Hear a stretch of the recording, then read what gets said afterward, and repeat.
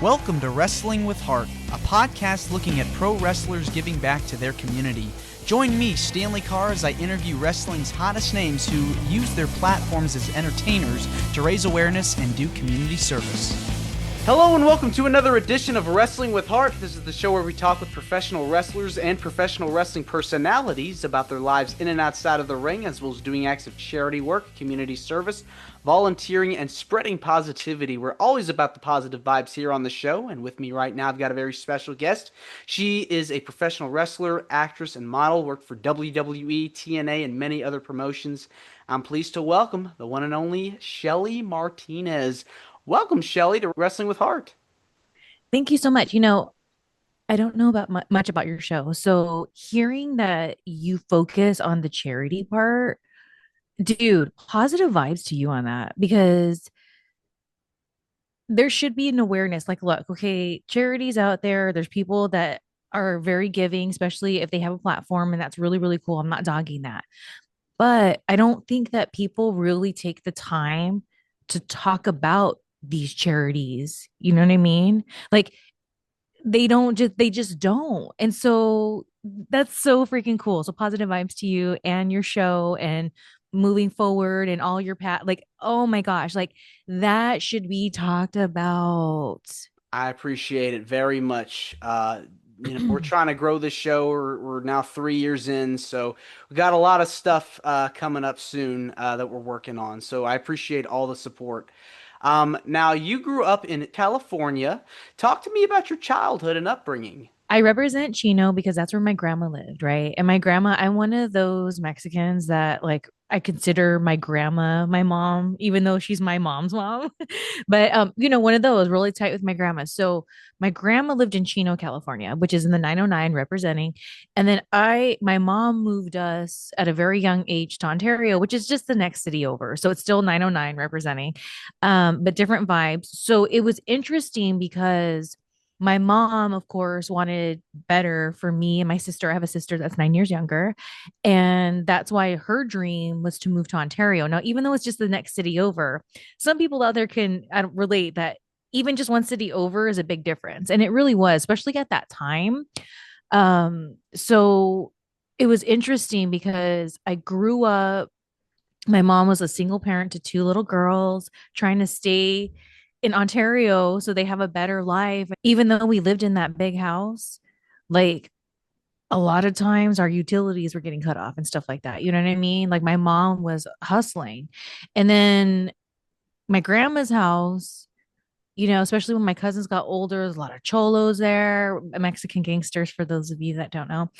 And so there was this dichotomy between it. And then all along, I was always going to church. So for me, what always saved me out of darkness, no matter what, is my relationship with God. I just want to say that first and foremost. So I've always been that way. So it was these three different worlds I was trying to navigate. And it's so crazy because the skills I learned to survive and navigating that up until I went into the wrestling world prepared me for the wrestling world. So that's what's really a trip. Like, even though it sucked and there was like things like whatever, whatever, it showed me what's up and prepared me to be the carny that I am and I always have been, with or without the wrestling business. And it showed me all these different sides of the world, whether it was over there in Chino with grandma, or if it was over there in Ontario, but like seeing it in a real way, not in a privileged way. And then, you know, it was just a trip. And then, so that's why I always got to represent both, because even though that was grandma's house, I still grew up there and I was there and I learned about life.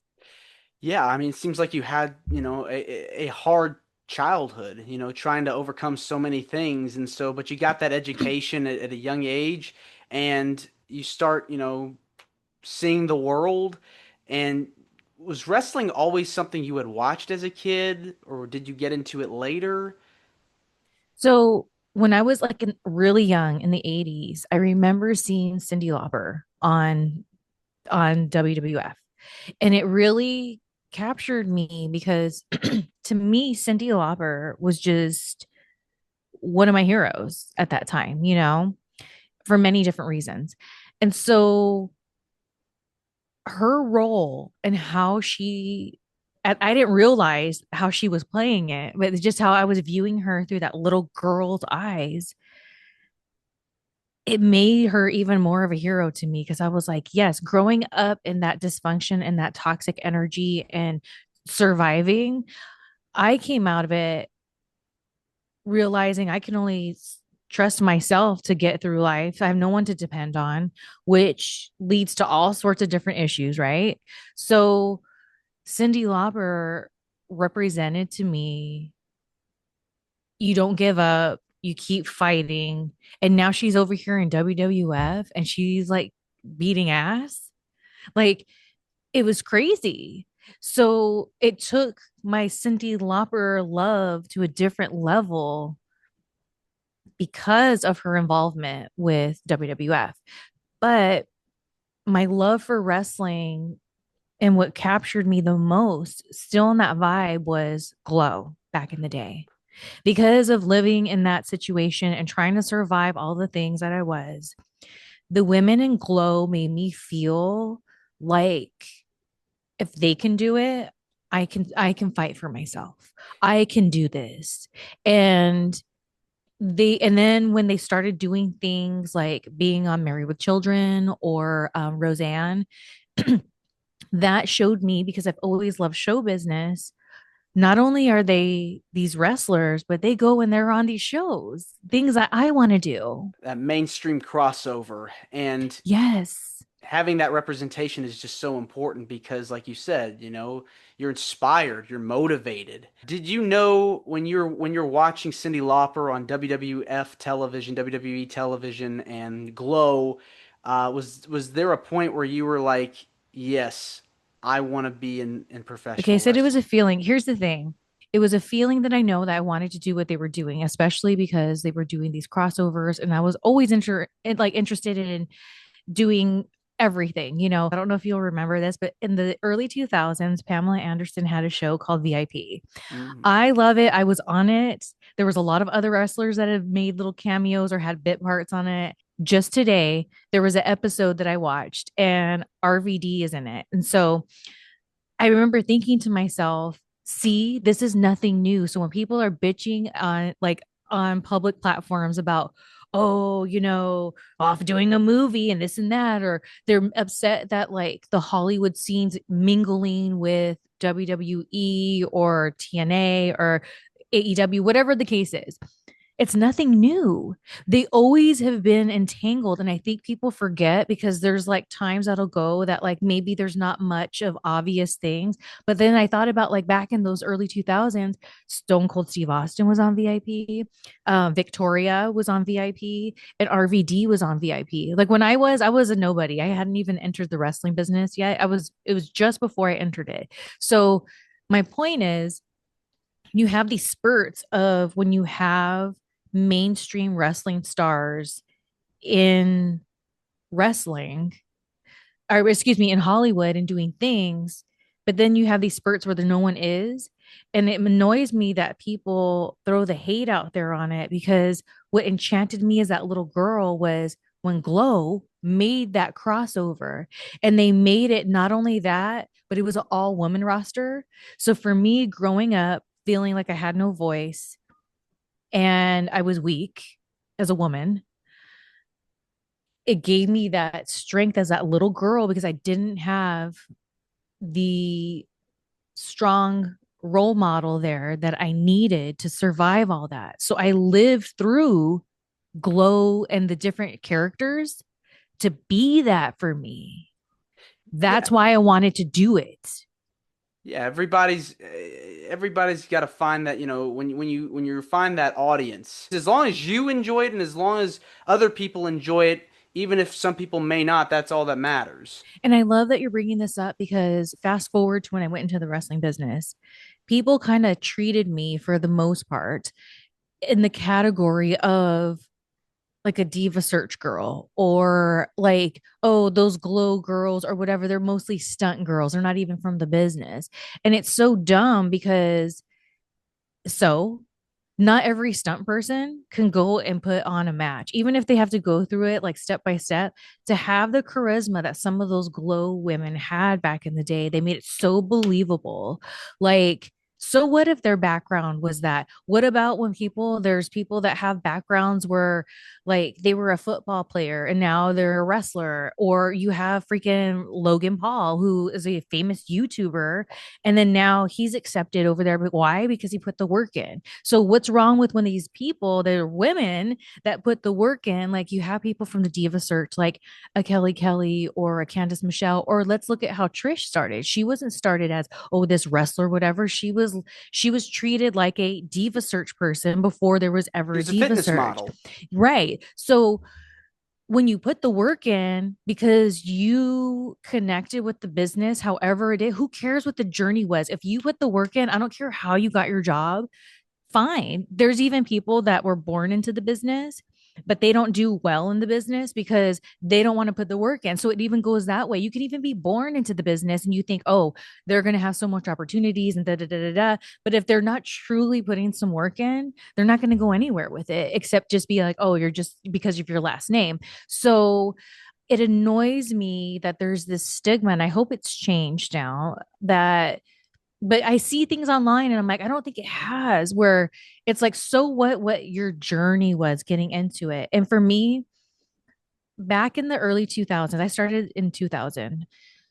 The on the West Coast here in SoCal, the wrestling scene was very scarce. It wasn't common knowledge there was indie shows going on. It wasn't common knowledge that there was wrestling schools. I had to discover that because when I was doing my modeling and acting, I talked about how I wanted to be a wrestler. And so they're like, oh, we got this little part in this independent film. They used the local wrestlers and they rented that ring out from that school. So I picked their brain. I was like, how do I become a wrestler? Because I know I'm supposed to be a wrestler. And they're like, oh, you go to wrestling school and then you get your experience, and then you have your first match, and you have different matches. You put a tape together. That's how old I am. And then you send it on out to try to get other outside bookings. So it's like you put the work in. I don't care how you do it. You put the work in, you should get the same respect. And it annoys me to no end, especially with the women. Oh, she's just a Diva Search girl or da da da da da. And I put the work in. I was wrestling for 5 years before I got looked at. So I put 5 years of work in.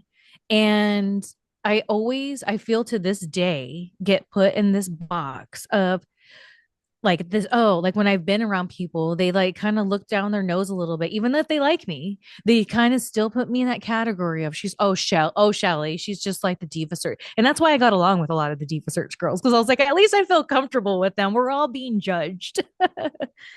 Well, I think nowadays you see more of a family atmosphere in terms of uh and camaraderie in terms of like wrestlers outside of the arenas, outside wrestlers outside the ring. They're going out to eat or they're going to their hotel and they're commiserating and they're doing whatever they need to do. But it's like when you have those brothers or sisters that you're around and they look after each other. So um I think that's a really amazing feeling. Even after, their big run, they still keep in touch with everyone and they still keep tabs with what's happening. So, it's good to have that, I feel like. And 1000%. And when you're somebody that is no longer in the business, one of the things I feel people don't really talk about, because it's very personal, is especially if I was in it for 17 years. And then you got some people who are in it even longer. Or even if you have someone that dedicated just even a year, that's like a part of yourself that you gave the business. And so it's really hard to adjust to like, who really am I if I'm not doing this anymore? And that's when you need those wrestling brothers and sisters. And one of the things that's been heartbreaking for me is a lot of people who I thought would always be there for me. As soon as I decided not to be in wrestling anymore, they kind of just stopped getting back to me. And it was a really hard pill to swallow. I bitch, moan, and complain online all the time about it because I'm sensitive like that.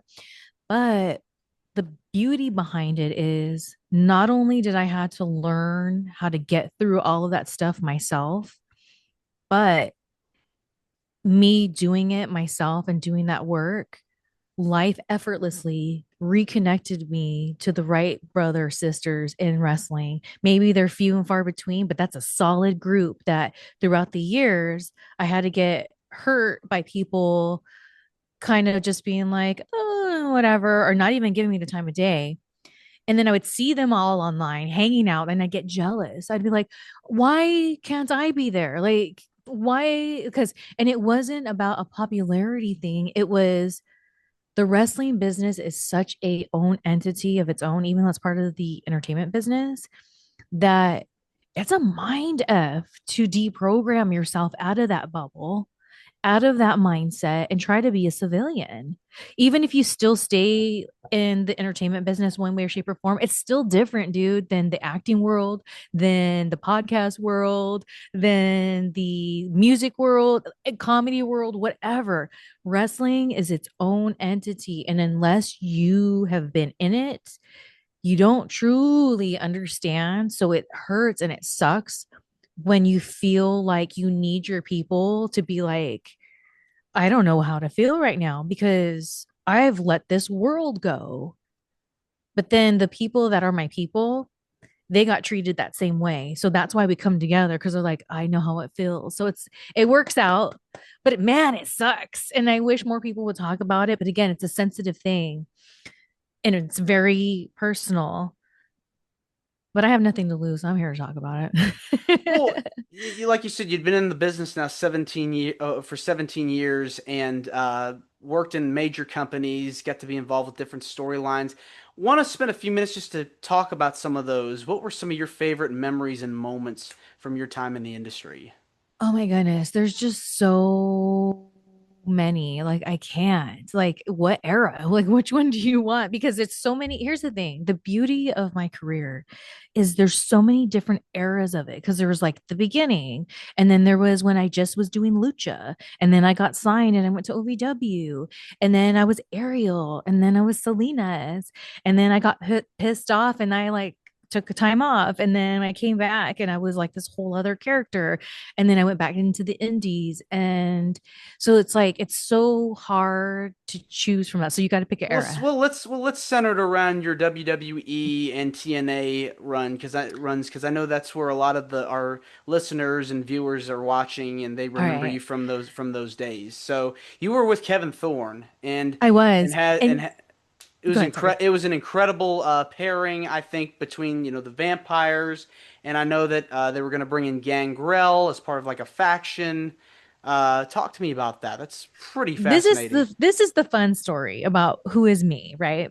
So I get signed in 2005, right? I go and move my life from California to OVW. Tommy Dreamer was like, look, you're going to be there probably for like a week, and then you're going to debut on with this new brew that they're going to have with Gangrel, Kevin Thorne, and Jimmy Wang Yang. And I was like, because I've always been into vampires since I was a little girl and I saw the Lost Boys. So I was just like, dude, this is freaking awesome. Like, are you kidding me? So I get to OVW and I got there in July. So it was shortly after WrestleMania. And for those of you that don't pay attention, after shortly after WrestleMania, that's when a lot of people get released because it has to do with their budget. So it's just business. I mean, I get it. There's some can argue, oh, they didn't want that person there, whatever. But at the end of the day, the black and white answer is it's numbers and it's all about budget. So they got to cut somebody. So I was at OVW for like a couple days and Gangrel, Jimmy Wang Yang, and Kevin Seven was his name at the time, got released. So I was like, what the hell am I supposed to be doing now? Like, oh my gosh. So I did my whole run with OVW, which I'm really grateful for. That's when I got to work with Damian Sandow and Beth Phoenix. But the full circle was that June, Kevin Seven got his job back. ECW came back.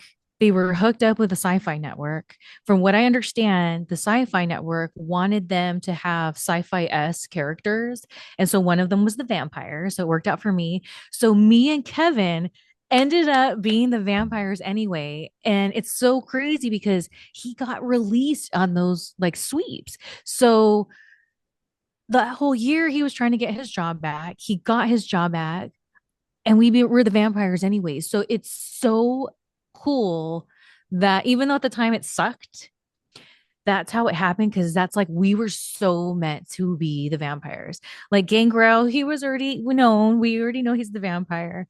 We were the new breed vampires. And I think it's such a cool like thing, dude. Like I just can't. Like it's like a movie. Who writes this? Like almost a year later, and that's just our fate, anyways.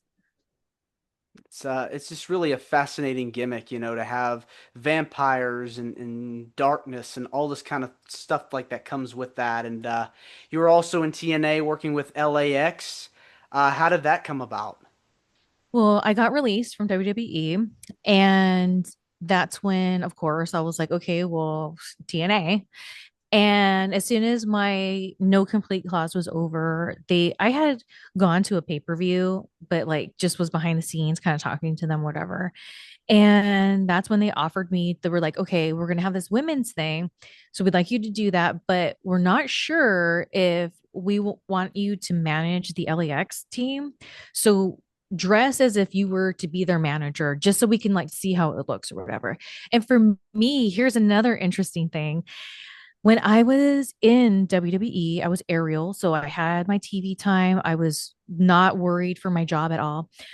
When I would be in Kentucky, because I was still living there, when I would go to the gym, that's when I would watch TNA because I was very unfamiliar with it, but it was on there in the cardio room. So I was like, okay, let's check it out. And some of my friends were on it. So I was like, okay, let's see what they're doing, support my friends. And that's when I first saw LAX when Conan was with them. And I was like, dude, going back to earlier, what we're talking about, these are like my cousins.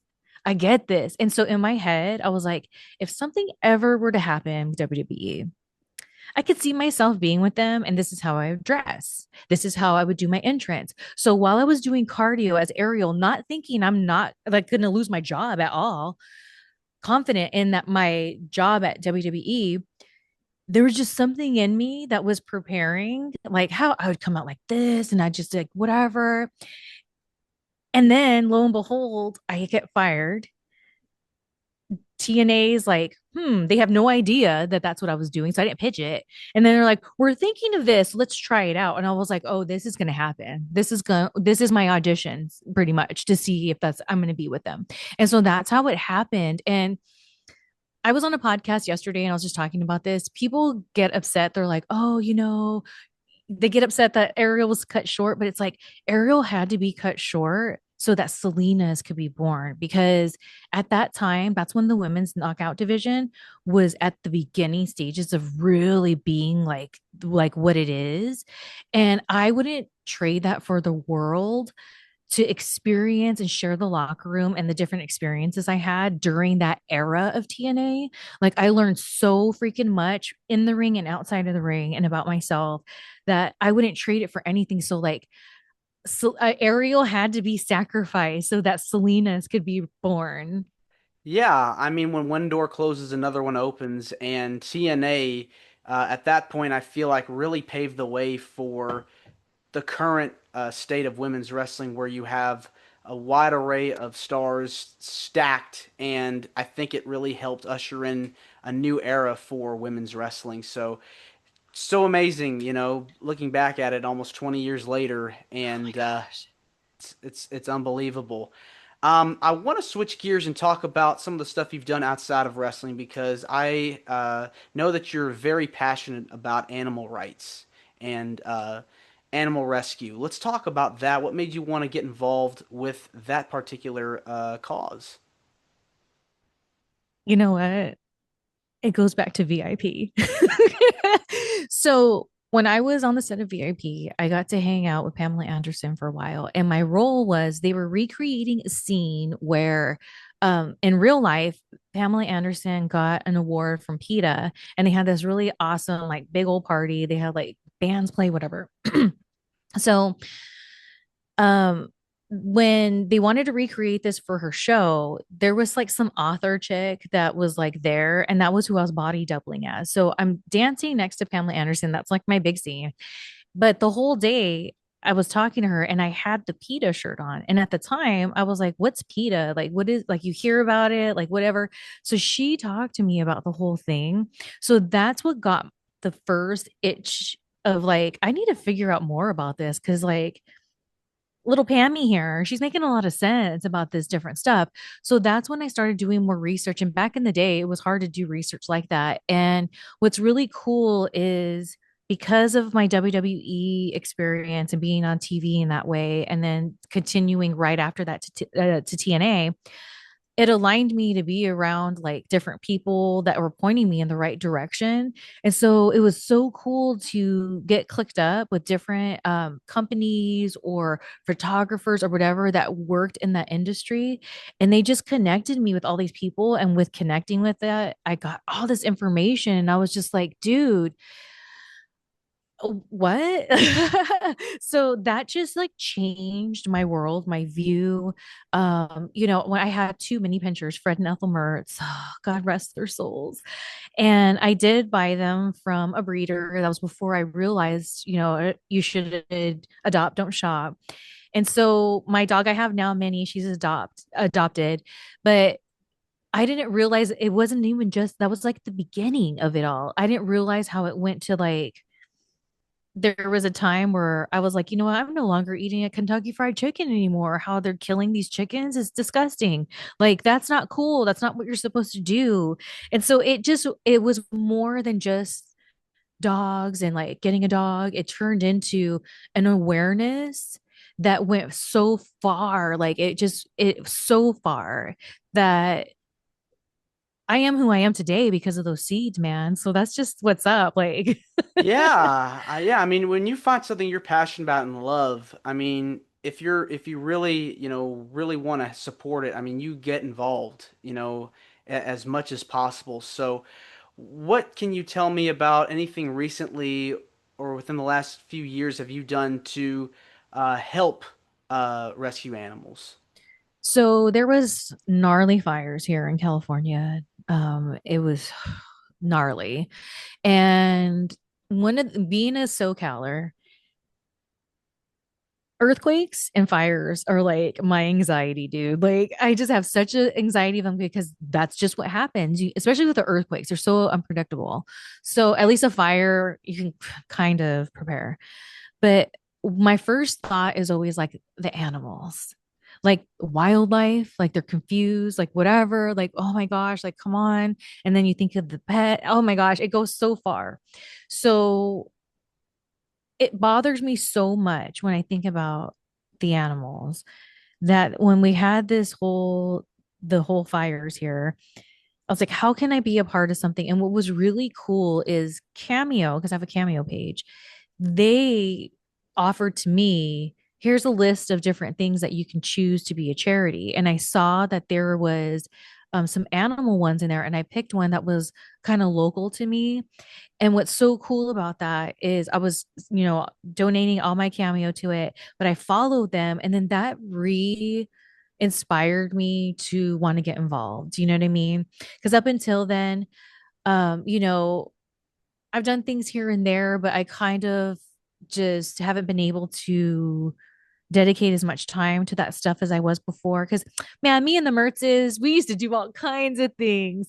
And I have Minnie now, and she's a rescue, like I said. And it's like, how can me and Minnie go out there and help bring awareness to these different things? You know what I mean? Because again, I want to pay it forward because what I learned on that set on VIP, like I said, that planted a seed in something. And it's like, who gets to do that? Me. Like it was meant. And maybe or excuse me, I know one of the reasons why I was booked on that gig was for those conversations to plant that seed to fast forward. Who would have known social media is how it is now? So now I have this platform. I have people that I can help also educate or give a reminder to or whatever. It's so or come together. They're like, oh yes, like I'm right there with you. And there's that good energy. So yeah, dude. That's the long answer, I guess. Yeah. I mean, you seem like you are passionate about what you're doing and you're paying it forward and you really have, you know, a goal and a desire to want to help, as much as possible because animals, I can attest this myself. I have a dog, and whenever, they're sick, and so that you just or see an animal that's just not in the best frame of mind, you want to be there for them as much as possible. And so, kudos to you for being able to go Well, out and doing that. not kudos to me, it's kudos to all the people out there doing all this stuff. I'm just trying to be the messenger. I am just trying to be the messenger so that people know because, you know, if that's I feel that's what the lost art of today is people don't talk and share. But we share on social media. So that's why I like really try my best to use those platforms for that. And, it's all about like animals, elderly, and children. Like they're all like, they need our help. Yes, exactly. Oh my goodness. Don't get me Exactly. started. But, anyways, Yeah, I mean, you just gotta be, you just never know what people are going through, and the more of us that can make a difference in the world, the better. So, Shelly, I want to say thank you so much for coming on to Wrestling with Heart. It means a lot to me and to my listeners and viewers that are watching this on YouTube. Where can people find out more about you on social media? I know you promoted your Cameo, so wherever people can check out what you're doing, feel free to plug. it's super simple. Just go to shellymartinez.net/links. Everything's there. Nice and laid out for you. Everything's there. All right. Thanks so much, Shelly, and you're more than welcome to come back.